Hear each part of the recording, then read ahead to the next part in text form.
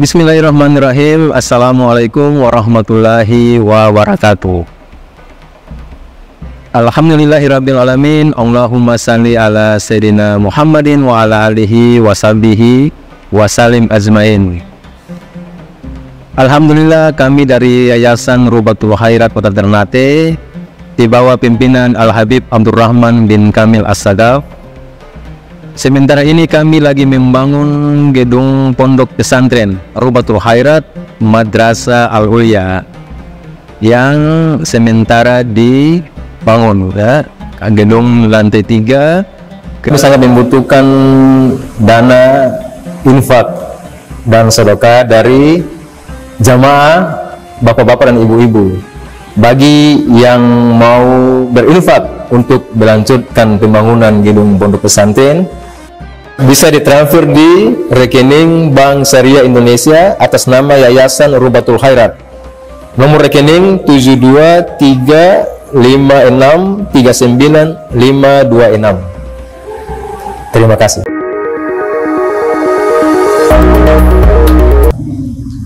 Ini masjid sesuai dengan namanya Masjid Nur, artinya masjid cahaya. Kata nur di dalam Al-Quran memiliki banyak arti. Allah Ta'ala menyebutkan Al-Quran juga disebut dengan cahaya. Fa'aminu billahi wa rasulihi wa nuril ladzi anzalna. Berimanlah kepada Allah dan Rasulnya dan cahaya yang telah kami turunkan. Yang dimaksud cahaya di situ Al-Quran. Allah Ta'ala juga menyebut cahaya di dalam Al-Quran. Yang dimaksud adalah Nabi Muhammad sallallahu alaihi wasallam. Qad ja'akum minallahi nurun wa kitabun mubin. Sungguh telah datang kepada kalian dari sisi Allah cahaya. Yang dimaksud cahaya di ayat ini menurut Sayyidul Mufassirin Al-Imam Abu Ja'far At-Tabari yang lahir tahun 224 Hijriah, wafat 310 Hijriah, di dalam tafsirnya, Al-Muradu bin Nur fi hazil ayah fahuwa Sayyiduna Muhammad sallallahu alaihi wasallam. Yang dimaksud cahaya di ayat tersebut adalah Nabi kita Muhammad sallallahu alaihi wasallam. Dan Nabi, alhamdulillah, kita dipilih oleh Allah menjadi umat Nabi Muhammad. Nabi memiliki sifat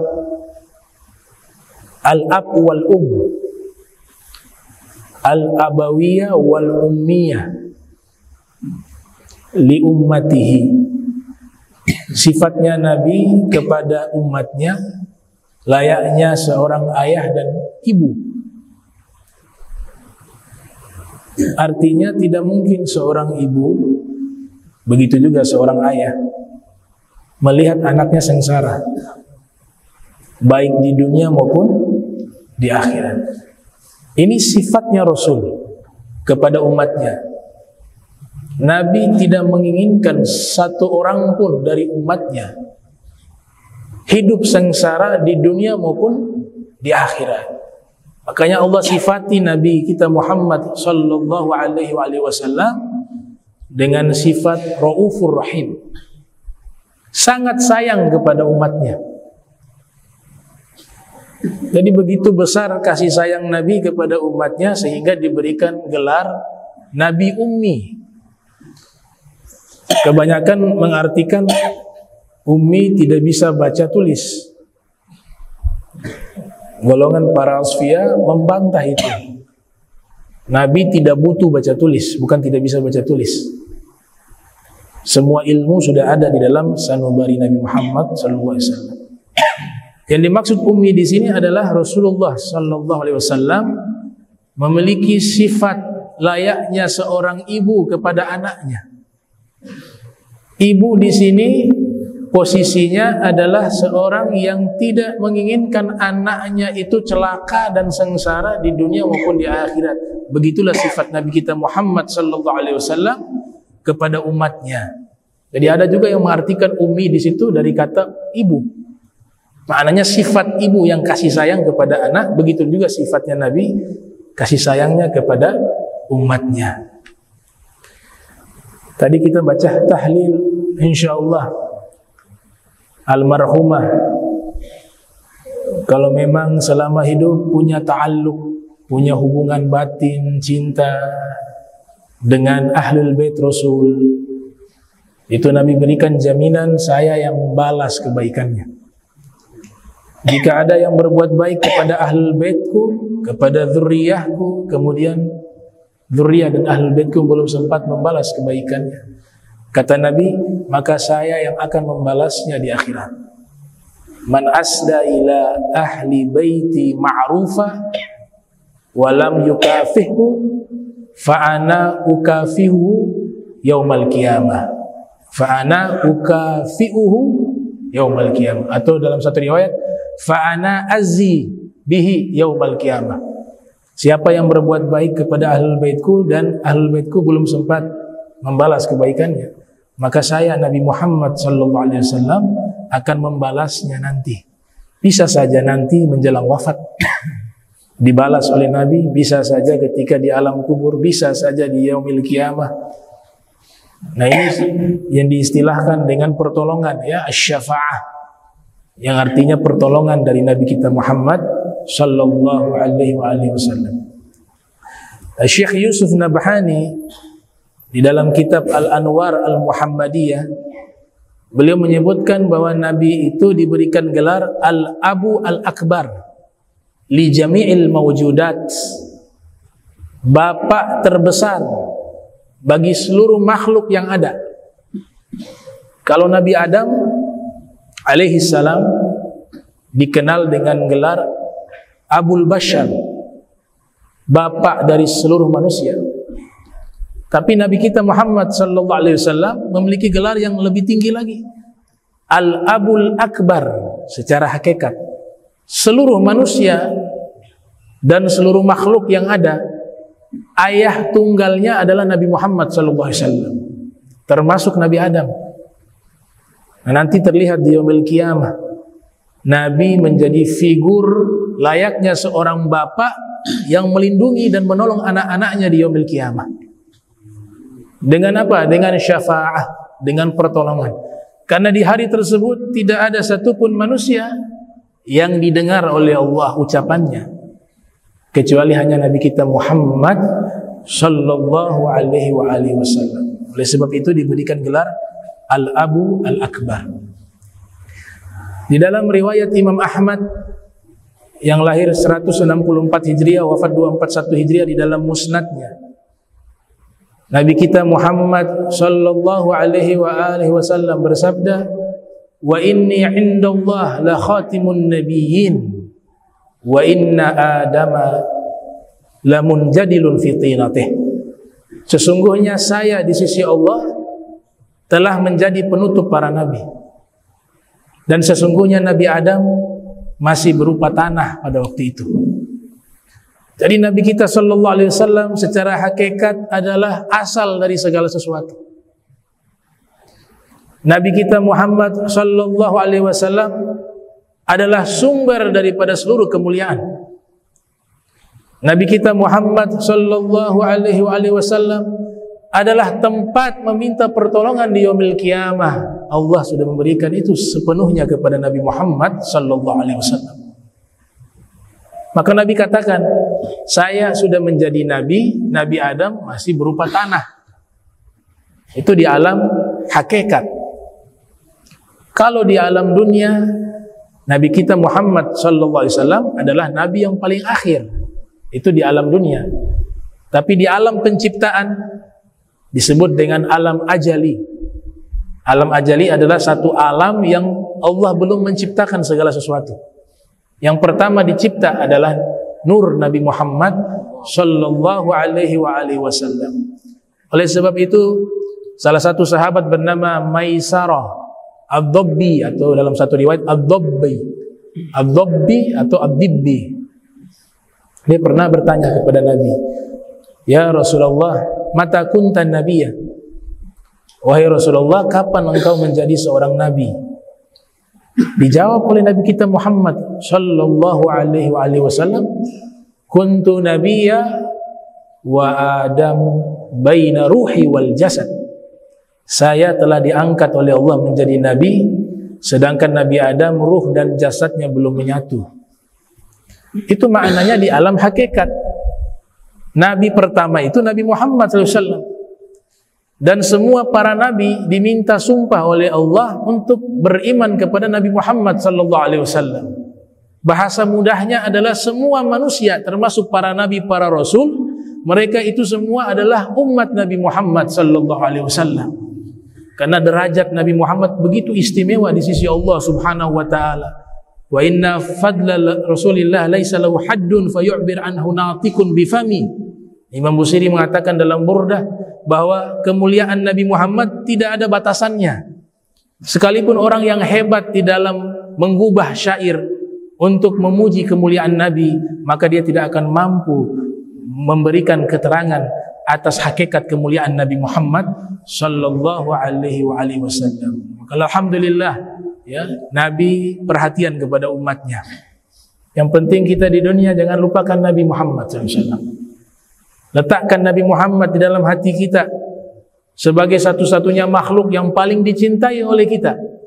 Karena Nabi juga melakukan hal yang sama, mencintai umatnya melebihi segala sesuatu, bahkan melebihi dirinya sendiri. Maka sepantasnya kita juga harus berusaha mencintai Nabi Muhammad sallallahu alaihi wasallam melebihi segala sesuatu. La yu'minu ahadukum hatta akuna ahabba ilaihi min waladihi wa walidihi wan nasi ajma'in. Rasul bersabda, tidak sempurna keimanan seorang di antara kalian hingga dia menjadikan aku lebih ia cintai melebihi anaknya, orang tuanya dan seluruh manusia. Itulah hakikat mahabbah kepada Nabi Muhammad sallallahu alaihi wasallam. Maka tidak heran Nabi Adam selalu berdoa membawa nama Nabi Muhammad. Padahal Nabi Muhammad belum dilahirkan di alam dunia ini. Dalam satu riwayat Nabi Adam berdoa, Allahumma bihurmati hadzal walad irham hadzal walid. Ya Allah, dengan kemuliaan anak ini, yang dimaksud adalah Nabi Muhammad sallallahu alaihi wasallam, tolong rahmatilah bapak ini. Bapak ini di sini adalah Nabi Adam. Coba lihat uslub doanya luar biasa. Ya Allah, rahmatilah saya sebagai bapak dengan barokah anak ini, yang dimaksud adalah Nabi Muhammad sallallahu alaihi wasallam. Karena Nabi nanti kan terlahir daripada anak keturunan Nabi Adam lewat Nabi Allah Sis alaihi salam, kemudian turun terus kepada Nabi Allah Ibrahim, Nabi Allah Ismail, Sayyidina Adnan, terus sampai kepada ayah beliau Sayyidina Abdullah dan ibunda tercinta beliau Sayyidah Aminah bintu Wahbin. Keyakinan akan kemuliaan Nabi harus dijaga. Di zaman kita saat ini, sekelompok kaum muslimin merusak kemuliaan Nabi Muhammad SAW. Jangan sampai kita terbawa arus pemikiran yang menyimpang, yang merusak kemuliaan Nabi. Di antaranya misalnya pernyataan-pernyataan yang menyakiti hati Nabi Muhammad SAW, di mana dikatakan bahwa orang tua Nabi tidak beriman. Nauzubillah min dzalik. Jangan sampai kita meyakini hal itu. Nabi dipilih dari manusia yang terbaik sealam jagat raya ini. Maka orang tuanya juga adalah pilihan. Salah satu ulama bernama Hisham bin Muhammad. Beliau meriwayatkan dari ayahnya. Ayahnya itu membuat satu penelitian khusus tentang ibu Nabi, kemudian nasab ditarik ke atas dari sisi ibu, bukan dari pihak bapak, dari ibu. Kata beliau, ayah saya meneliti itu, dan ayah saya mengatakan, katabtu lin nabi, saya telah menulis untuk Nabi Muhammad SAW, khamsami'ah ummin, 500 ibu. Artinya dari ibu beliau naik ke atas, neneknya, terus sampai 500 nasab ke atas. Beliau mengatakan apa? Fama wajadtu fihinna sifaha wala syai'a mimma kanu min amril jahiliyah. saya dapati bahwa 500 ibunya Nabi dari nasabnya ditarik ke atas, tidak ada satupun yang pernah melakukan perzinahan dan melakukan perbuatan-perbuatan orang-orang jahiliyah. Semuanya itu beriman kepada Allah, semuanya beriman kepada para anbiya. Kemudian di dalam riwayat yang lainnya diriwayatkan oleh Amirul Mukminin Al-Imam Ali bin Abi Thalib karramallahu wajhahu, Imam Ali alaihi salam, beliau mengatakan, Nabi bersabda, kharajtu min nikah walam akhruj min sifah. Saya terlahir lewat pernikahan secara Islam. Satu riwayat ditambah dengan nikah al-Islam, nikah secara Islam. Dan saya tidak terlahir dari perzinahan, kata Nabi. Min ladun Adam ila an waladani abi wa ummi. Mulai dari Nabi Adam sampai kedua orang tuaku melahirkanku, semuanya menikah secara Islam. Apa maknanya? Maknanya seluruhnya orang-orang yang beriman kepada Allah Subhanahu wa taala, manusia-manusia yang dipilih oleh Allah Subhanahu wa taala, sehingga Allah titipkan nur Nabi Muhammad sallallahu alaihi wasallam di dalam sulbi mereka. Di dalam riwayat Ibni Abbas, Rasulullah sallallahu alaihi wasallam bersabda, lam yaltaqi abawai qat, kedua orang tuaku sama sekali tidak pernah melakukan perzinahan ala sifah, walam yazal Allahu yunqiluni minal aslabi tayyibah ilal arhami tahirah musaffa muhadzabah la tatasha'abu syu'batani illa kuntu fi khairihima. Nabi katakan apa? Dengan tegas pernyataan Nabi Muhammad SAW bahwa kedua orang tuaku tidak pernah melakukan perzinahan, dan Allah senantiasa menjaga diriku berpindah-pindah dari sulbi-sulbi orang-orang yang baik ke rahim-rahim wanita-wanita yang suci. Saya dibersihkan dan disucikan oleh Allah dan dididik oleh Allah mulai dari Nabi Adam hingga terlahirnya saya.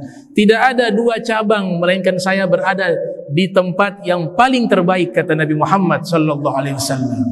Maka hati-hati sekarang pemikiran, ya, musuh-musuh Allah, musuh-musuhnya Rasul sengaja membuat umatnya jauh dengan Nabi Muhammad SAW.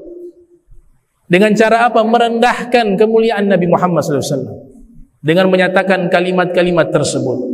Para ulama kita jauh-jauh hari telah membela itu.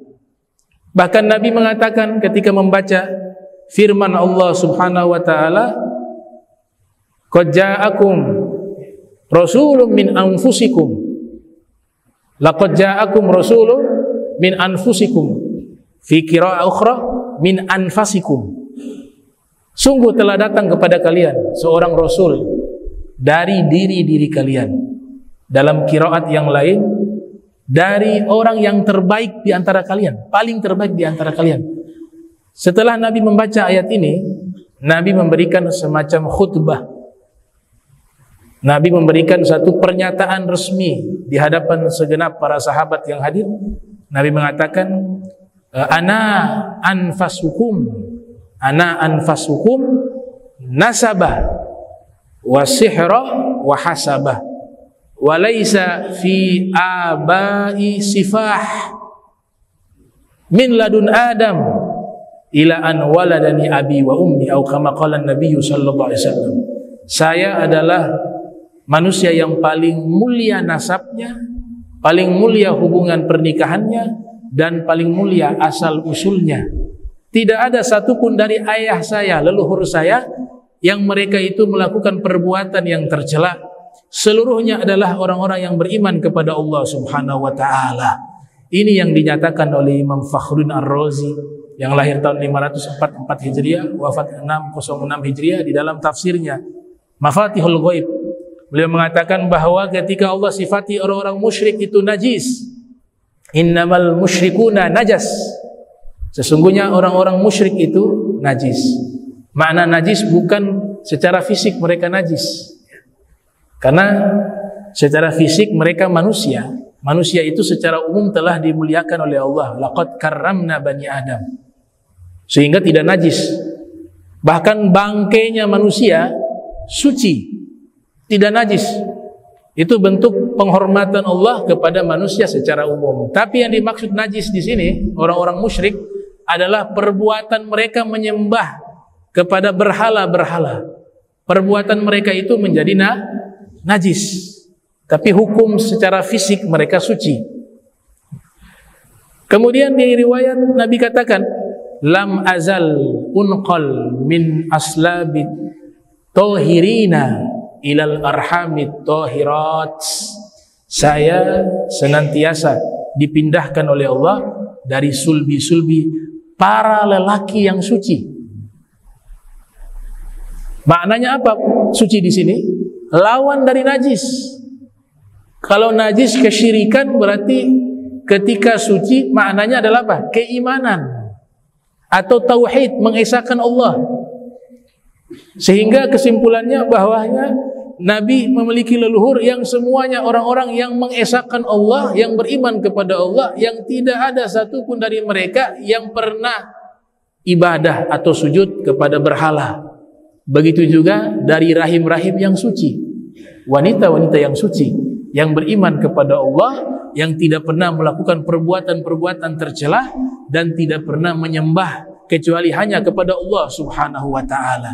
Ini yang menjadi dalil daripada Imam Fakhruddin Ar-Razi bahwa seluruh leluhur Nabi yang berkontak langsung dengan cahaya Nabi Muhammad SAW semuanya orang-orang beriman, baik dari sisi laki-laki maupun dari sisi perempuan. Ini yang harus kita jaga saat ini. Didik anak-anak kita untuk menghormati dan memuliakan Nabi Muhammad SAW.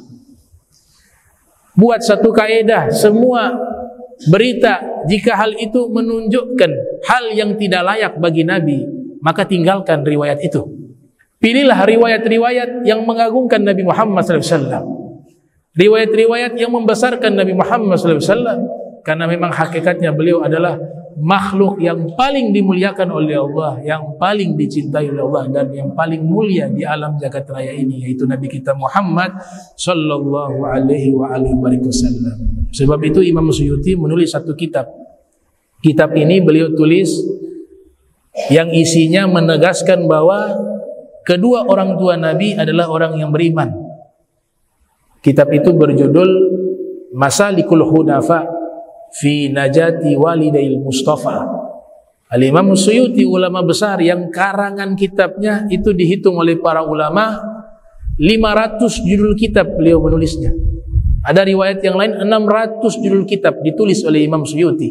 Salah satu kitab yang beliau tulis menegaskan bahwa kedua orang tua Nabi adalah orang yang beriman kepada Allah. Maka kalau ada berita-berita yang menyatakan kedua orang tua itu Nabi tidak beriman, wajib kita tolak, wajib kita ingkari, dan wajib kita bantah pernyataan tersebut untuk tetap menjaga marwah dan kehormatan dan kemuliaan Nabi kita tercinta, Nabi kita Muhammad sallallahu alaihi wasallam.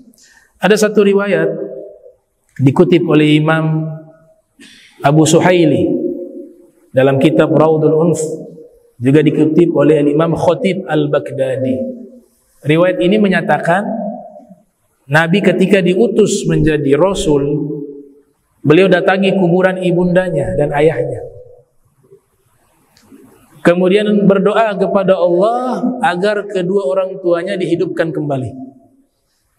Hidup ibunya Nabi, ayahnya Nabi hidup kembali. Setelah itu beliau meminta kedua orang tuanya bersyahadat, karena sebelumnya kedua orang tuanya tidak mendapati Nabi menjadi seorang Rasul. Ayah dan ibunda Nabi wafat di saat Nabi masih usia anak-anak. Kalau diangkat menjadi Rasul menurut para ahli sejarah usia 40 tahun. Dan mereka ini disebut sebagai orang-orang yang dimaafkan, ahlul fatrah, karena tidak ada Nabi yang diutus. Maka ketika Nabi diutus menjadi seorang Rasul, Nabi meminta kepada Allah untuk menghidupkan kembali kedua orang tuanya dan bersyahadat kepada Nabi Muhammad SAW, masuk ke dalam agama Islam secara resmi, secara sah, kemudian dikembalikan lagi ke alam barzah. Ada riwayat itu. Riwayat itu dinukil oleh banyak ulama seperti Al-Ghadi, Syekh Yusuf An-Nabhani, dan ulama Nusantara yang terkenal Syekh Nawawi Al-Bantani dalam kitabnya juga menyebutkan hal yang sama. Begitu juga disebutkan oleh Imam Suhaili wal Imam Khatib Al-Bughdadi, dan banyak para ulama meriwayatkan hal itu. Nah, sehingga keyakinan kita bahwasanya Nabi Muhammad SAW beliau adalah manusia terbaik, maka pasti kedua orang tuanya adalah orang tua yang paling terbaik di alam jagat raya ini. Coba lihat Nabi Isa alaihissalam. Ibundanya Allah sebut di dalam Al-Quran bernama Sayyidah Maryam bintu Imran. Disebut 30 kali lebih namanya dalam Al-Quran. Bahkan namanya dijadikan satu surat, surat Maryam. Dari 114 surat di dalam Al-Quran, 6.666 ayat di dalam Al-Quran, 1 juta lebih titik di dalam Al-Quran. Ada satu surat istimewa yang Allah sebutkan namanya sebagai nama surat, yaitu surat Maryam.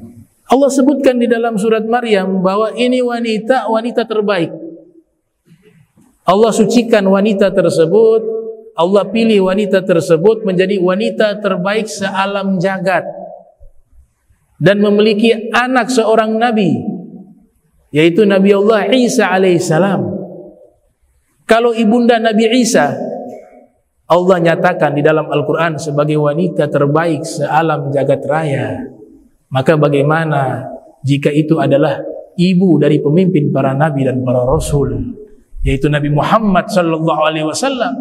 Bagaimana mungkin seorang pemimpin para nabi, yang Nabi Isa pun berada di bawah pangkat beliau, yang Nabi Isa di akhir zaman turun ke dunia ini menyatakan bahwa saya mengikuti syariat Nabi Muhammad sallallahu alaihi wasallam, saya menjadi umat Nabi Muhammad sallallahu alaihi wasallam. Bagaimana mungkin ibunda Nabi Isa yang sudah Allah sucikan namanya, Allah muliakan namanya, Allah pilih dirinya menjadi wanita terbaik, maka bagaimana dengan Sayyidah Aminah yang melahirkan pemimpin para nabi, yaitu Nabi Muhammad sallallahu alaihi wasallam? Tentu derajatnya pasti wanita yang lebih terbaik lagi dari seluruh wanita yang ada, karena dari rahim beliau, dari dalam perut beliau, Allah telah memilih bisa mengandung Nabi Muhammad dan bisa melahirkan Nabi Muhammad sallallahu alaihi wasallam. Dan proses kelahirannya tidak sama seperti orang biasa. Itu mazhab Maliki memberikan fatwa, siapa yang mengatakan bahwa semua para nabi lahir dari tempat keluarnya air kencing sebagaimana manusia biasa. Kalau lahir normal, keluar dari tempat keluarnya air kencing. Kata ulama-ulama mazhab Maliki secara khusus, kalau ada yang berpendapat bahwa para nabi lahir lewat keluarnya air kencing, tempat keluarnya air kencing, maka masuk pengadilan hukum Islam dan dihukum mati. Hukum kisos. Kenapa? Karena merusak kehormatan para nabi. Dan para nabi tidak terlahir dari tempat yang dimana tempat itu keluar najis, yaitu air kencing. Tapi mereka dilahir dengan cara yang Allah tahu bagaimana caranya, dan lahir dalam keadaan suci bersih, tidak membawa najis, dan aurat mereka ditutupi oleh cahaya. Tidak ada satupun makhluk yang pernah melihat aurat Nabi Muhammad SAW. Lam yaro ahadun sawati. Tidak ada seorang pun, kata Rasul SAW, yang pernah melihat auratku. Sekalipun beliau lahir berupa bayi, tapi auratnya tertutupi dengan cahaya dan tidak ada yang melihat itu.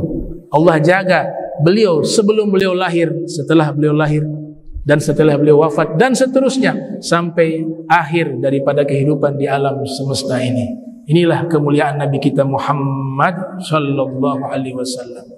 Makanya salah satu ulama ahli hadis namanya Imam Ibnu Nasruddin Ad-Dimashqi menggubah satu syair terkait kemuliaan Nabi Muhammad dan kedua orang tuanya.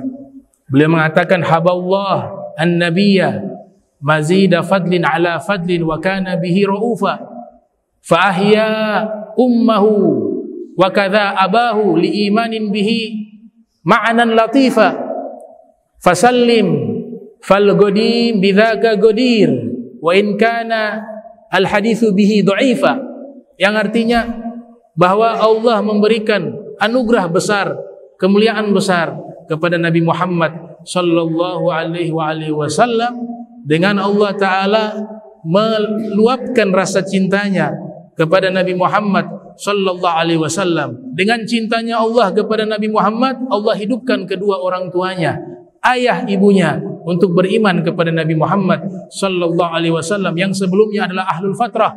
Dan setelah itu dikatakan oleh beliau, maka kita sebagai umat Nabi Muhammad terimalah riwayat tersebut, karena Allah mampu melakukan itu. Mudah bagi Allah menghidupkan orang yang sudah wafat. Kata beliau, walaupun hadisnya berstatus dhaif, tapi kemampuan Allah untuk menghidupkan orang yang telah meninggal itu mudah bagi Allah subhanahu wa ta'ala. Bukankah di dalam Al-Quran Allah ceritakan Nabi Isa dengan mukjizatnya bisa menghidupkan orang yang sudah meninggal? Bukankah Allah ceritakan kisah Nabi Musa yang dibunuh oleh seseorang dari kalangan Bani Israel, kemudian Allah hidupkan kembali orang tersebut untuk menyebutkan pelaku pembunuhnya? Kalau mereka Allah ceritakan bisa menghidupkan orang mati dengan izin Allah, bagaimana kiranya Nabi kita Muhammad sallallahu alaihi wasallam yang mukjizatnya melebihi mukjizat seluruh para nabi dan para rasul. Bahkan tercatat nabi yang memiliki mukjizat yang paling terbanyak adalah Nabi Muhammad sallallahu alaihi wasallam. Sekitar 2000 sampai 3000 mukjizat. Itu semua ada di dalam mukjizat Nabi kita Muhammad sallallahu alaihi wasallam. Oleh sebab itu terakhir saya tutup, ya, jaga akidah kita yang sudah diajarkan oleh para leluhur kita, orang tua-tua kita terdahulu. Saya yakin ajaran ini yang dibawa oleh para ulama yang menyebarkan dakwah di sini, Al Habib Muhammad bin Abdurrahman Al-Bar beserta anak turunannya. Saya yakin akidah ini yang dibawa oleh tokoh-tokoh sufi besar seperti Syekh Abdul Qadir Al-Jilani, seperti Al-Imam Ar-Rifai, seperti Al-Imam Bahauddin An-Naqsyabandi, seperti Al-Imam Faqihil Mugaddam, dan para imam dan a'immah lainnya. Tidak mungkin seseorang itu bisa dekat dengan Nabi Muhammad terkecuali dalam hatinya dia melihat segala sesuatu yang berkaitan dengan Nabi Muhammad adalah kesempurnaan dan tidak ada kekurangan. Segala sesuatu yang berkaitan dengan Nabi Muhammad sallallahu alaihi wasallam adalah satu kemuliaan di atas kemuliaan, dan tidak ada kemuliaan melebihi kemuliaan Nabi Muhammad sallallahu alaihi wasallam. Maka mereka bisa dekat dengan Rasul Muhammad sallallahu alaihi wasallam. Tidak sedikit dari mereka berjumpa dengan Rasul di dalam mimpinya, dan tidak sedikit dari mereka mendapatkan kemuliaan dari Rasulullah Muhammad sallallahu alaihi wasallam menjelang wafatnya. Mudah-mudahan Allah taala kumpulkan kita bersama Rasulullah Muhammad sallallahu alaihi wasallam, mendapatkan syafaat beliau dan menambah kecintaan kita kepada beliau, dan semoga cinta kita dibalas oleh beliau sallallahu alaihi wasallam.